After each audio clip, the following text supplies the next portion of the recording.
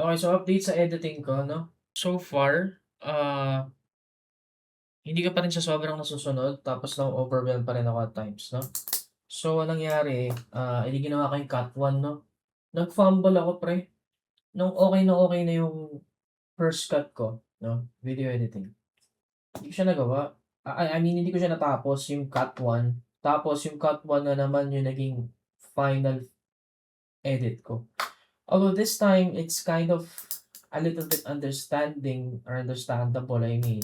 Kasi, ang situation ko is kailangan ko na siya eh. Late na ako eh, no? Sa listening video, so ginawa ko na. Meron pa ako second listening video ngayon. I'll see if I can apply it.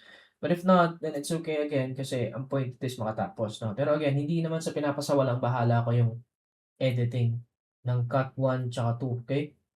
Gagawin ko pa rin siya, okay? Pag lang may free time na.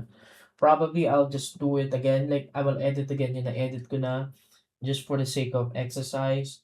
And yeah, so yun yung isa. And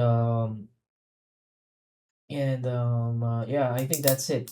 So I'll just do the tasks na kailangan gawin. Pero again, we will still do it, no? Cut 1 tsaka cut 2. Hindi natin siya ipapagsawalang bahala. Kasi ang point dito is I need to experience yung mare-reset like ulit ng ulit. I need to experience editing from scratch again, no?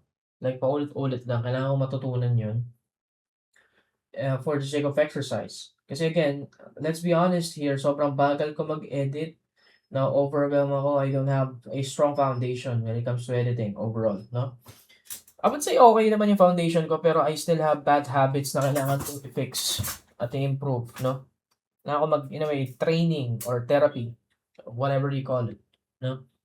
So 'yun, um currently, my projects so far is listing video ulit 'no, sa isang property and, I need to finish some long form videos and shorts 'no, more on B-roll editing lang 'yun. Pagkatapos, kailangan kong gumawa ng isa pang, I would say, actually tapusin yung podcast, which is mabilis lang naman in my opinion, it's kinda okay, and, business card and brochures. So dun pumapasok ang isip ko na yung utak ko. I think once na natapos natin yun, it will be a huge impact when it comes to our, editing. Kasi at the end of the day, hindi tayo makapag-training or practice ng video editing is because we have a lot of backlogs, no?